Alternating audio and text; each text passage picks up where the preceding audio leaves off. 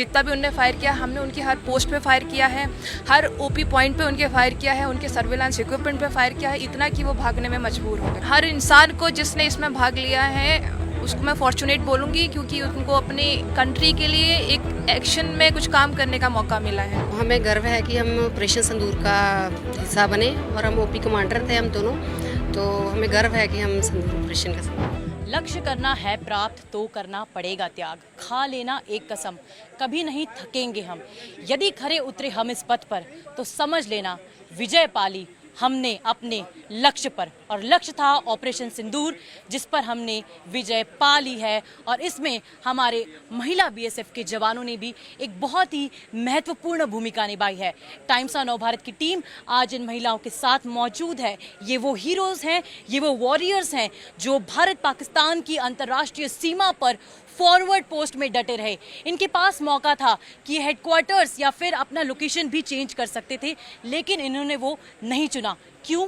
क्योंकि ये भारतीय नारी है जो डटकर परिस्थितियों का सामना करना जानती है। सबसे बात करेंगे और जानेंगे कि कैसे उन्होंने एक एक करके पाकिस्तान को, हमारे दुश्मन देश को मुंह तोड़ जवाब दिया और ऑपरेशन सिंदूर पर यानी कि अपने लक्ष्य पर विजय प्राप्त की। शुरुआत करेंगे नेहा भंडारी से। नेहा जी, आप बताएं कि आप वहां पर डिप्लॉयड थी, कैसे आपने जो कहते हैं दुश्मनों को पूरी तरह से उनके जो इरादे थे उनको नेस्तनाबूद किया, पोस्ट डेसिमेट की, आपका क्या उसमें रोल था? मैं वहाँ पर कंपनी कमांडर थी, यानी जो कंपनी मेरी डिप्लॉयड है मैं उनको कमांड कर रही थी कि कहाँ पर क्या करना है। और रही बात 7 के बाद, हमने अपनी तैयारी पूरी तरीके से शुरुआत कर दी थी। हमारे जितने भी ट्रूप्स थे वो फॉरवर्ड ड्यूटी पॉइंट्स पे ही डिप्लॉयड थे, पूरा यानी 24 घंटे आप वो वहीं रह रहे थे। तो हमारी किसी तरीके की अंदर घुसपैठ भी रुक गई और जो पाकिस्तान ने मुंह तोड़ जवाब हमने उनको दिया है। जो जितना भी उनने फायर किया, हमने उनकी हर पोस्ट पे फायर किया है, हर ओपी पॉइंट पे उनके फायर किया है, उनके सर्विलांस इक्विपमेंट पे फायर किया है, इतना कि वो भागने में मजबूर हो गए। आपके लिए कितना चैलेंजिंग था एक महिला जवान होने के नाते वहाँ पर तैनात होना? जाहिर सी बात है सोल्जर एक महिला या पुरुष नहीं होते, बट फिर भी आप वहाँ पर थे, वहाँ पर तैनात थे, रात भर थे। एक बार भी मन में नहीं आया ख्याल कि कहीं पर और पोस्टिंग ली जाए? जी नहीं, बिल्कुल नहीं। मेरे सीनियर अधिकारी या मेरी ऑर्गेनाइजेशन हमें सब सपोर्ट करती है, हमें सब मोटिवेट करती हैं, हमें रिसोर्सेज प्रोवाइड करती हैं, तो ऐसा ख्याल कभी नहीं आया कि हमें यहाँ से छोड़ के कहीं और जाना चाहिए। कितनी गर्व की बात है अब आपके लिए कि आप इस ऑपरेशन का पार्ट रहीं, और चैलेंजेस क्या थे? बहुत, मैं खुद को फॉर्चुनेट बोलूँगी, या फिर मैं हर इंसान को जिसने इसमें भाग लिया है उसको मैं फॉर्चुनेट बोलूँगी, क्योंकि उनको अपनी कंट्री के लिए एक एक्शन में कुछ काम करने का मौका मिला है। ठीक है, हमारे साथ डीआईजी से प्रभाकर जी भी हैं बात करने के लिए। सर, आपके लिए ये कितने गर्व का मौका है? How proud you are that these are the women जमान्स, the nari shakti what we call as, and the women empowerment rightly being portrayed on the borders of India and Pakistan. Sir, कैसे देखते हैं आप इसे? It is a matter of great pride and happiness for us, for all of us, for the entire nation.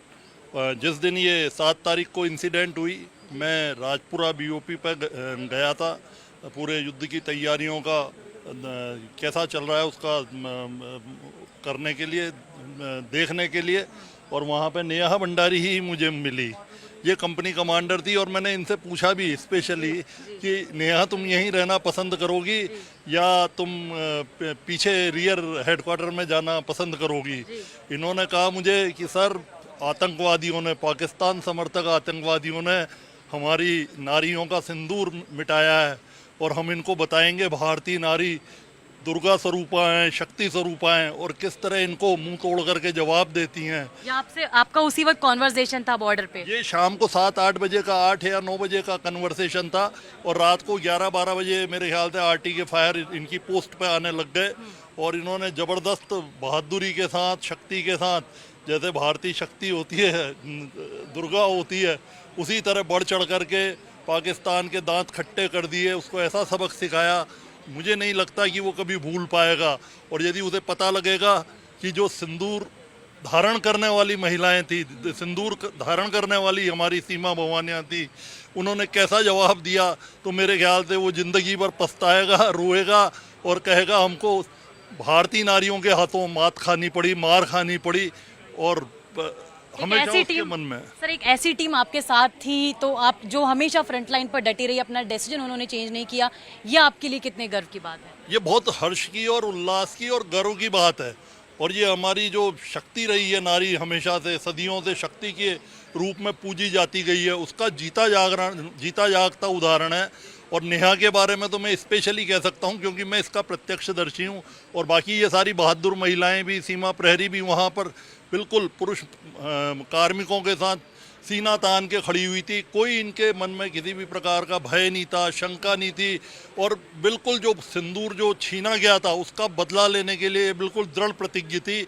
और इन्होंने जो जवाब दिया, जितनी ताकत से जवाब दिया, जितनी पोस्ट वहाँ पे लूनी नाम का जो आतंकवादी का अड्डा था वो भी इनके मोटार की रेंज में था, उस पर चारों तरफ इन्होंने दुश्मन का जो ठिकाने थे उसको नेस्त नाबूद करने के लिए फायर करा। वो रियली बहुत मैटर ऑफ प्राइड पूरी भारतीय नारियों के लिए है, पूरे समाज के लिए है। और जो दिखाता है कि किस तरह हमारी भारतीय नारी किसी भी तरह से किसी भी चुनौती में कमज़ोर नहीं है। बहुत बहुत शुक्रिया सर हमसे बात करने के लिए। Thank you. नेहा जी, आपसे दोबारा बात करना चाहेंगे। जिस तरह से अभी सर बता भी रहे थे कि आपने उनसे कॉन्वर्जेशन किया और कहा कि आप वहीं डटे रहेंगे, क्या कुछ कहा और क्या चल रहा था उस वक्त मन में? सर मेरी पोस्ट में आए थे तो उनने मुझे मौका दिया था कि क्या मैं पीछे जाना चाहूँगी। तो मैंने उन पे अपने ओपिनियंस बताए थे कि नहीं, मैं यहीं रहना चाहूँगी। और मैं ये कहूँगी कि उसके बाद उन्हें मुझे मोटिवेट किया, कि उन्हें कहा कि मुझे अच्छा लगा तुमने ये चुना, और उन्हें मुझे मोटिवेट किया कि तुम अपना 100% दे सकती हो, तो खुद को कमज़ोर मत समझना और हम आपके पूरे साथ हैं। आप भी वहाँ पर डिप्लॉयड थे, हमने देखा कि पहलगाम में किस तरह से महिलाओं का सिंदूर जो है वो उजाड़ दिया गया। किस तरह की भावना थी आपके मन में एक महिला होने के नाते कि कैसे हमें बदला लेना है? संदूर पहलगाम जो जिसमें अटैक हुआ था तो उसका नाम भी ऑपरेशन संदूर रखा। तो हमें गर्व है कि हम ऑपरेशन संदूर का हिस्सा बने और हम ओपी कमांडर थे हम दोनों। तो हमें गर्व है कि हम संदूर ऑपरेशन का आपसे बात करना चाहेंगे। आप बताएं, जिस तरह से आप डिप्लॉयड थी वहाँ पर क्या क्या चुनौतियाँ थी, रात को चैलेंजेस थे और आपने कैसे उन चैलेंजेस को एक्सेप्ट करते हुए आगे बढ़े? तो हमारा पोस्ट में 2 फायर का फायर आया था 3:10 में। तो जब फायर आया था तो हमें ऊपर से आदेश दिया गया था कि जब भी फायर आएगा तो फायर खोलना है, मतलब फायर का जब फायर से देना है और तब तक देना है जब तक ना दुश्मन अपने मजबूर हो जाए पिन डाउन करने में। तो हमने वैसा ही काम किया। फायर का जवाब फायर से देना है, 1 गोले का जवाब 20 गोले से, इस तरह के सेंटिमेंट्स भी थे बॉर्डर पे? जी मैम, जैसे उनका 1 फायर आता तो हम भी उनके 10 फायर कर रहे थे और फिर अपना गोला बारूद भी बचाना था कि ऐसे पता नहीं कितने दिन चलेगा। और फायर जैसे आ रहा था उसका जवाब फायर से दे रहे थे हम। अब आएगा तो भी आप उसी जज्बे के साथ जवाब? जी मैम, हम उसी जज्बे से उनका जवाब देंगे और मुंह तोड़ जवाब देंगे। All right. आप किस सेक्टर में डिप्लॉयड थे? आप बताएं कि उस वक्त क्या हुआ था, क्या कुछ चल रहा था मन में? मैं अखनूर बॉर्डर पे डिप्लॉयड थी और जब हम पे फायर आया था तो हमने भी उल्टा फायर खोला था। जब तक उन लोगों ने फायर किया हम भी उससे ज़्यादा फायर किया है और जब तक वो पिन डाउन नहीं हुआ हम तब तक फायर करते रहे। तब तक आप फायर करते जी रहे? मैम। अभी दोबारा से शुरुआत होती इस तरह के फायरिंग की तो आप क्या करेंगे? ऑब्वियसली जाएंगे, फायर करेंगे। डर नहीं लगा आपको उस वक्त? वहाँ पर आप डिप्लॉयड थे, कभी भी कुछ भी हो सकता था। नहीं, हमको ट्रेनिंग में सिखलाई मिलती है ऐसे, तो हमको डर नहीं लगता है। इस तरह की ट्रेनिंग आपको मिलती है तो कभी भी आपको डर नहीं? नहीं डर। All right. तो ये थी हमारी महिला बीएसएफ की जवान जो यहाँ पर लगातार तैनात थे और अभी भी आने वाले वक्त में यदि स्थितियाँ बिगड़ती हैं तो इनका जोश, जुनून और जज्बा इसी तरह से कायम रहने वाला है। वीडियो जर्नलिस्ट अमित के साथ टाइम्स ऑफ नव भारत के लिए तेजश्री पुरंदरे।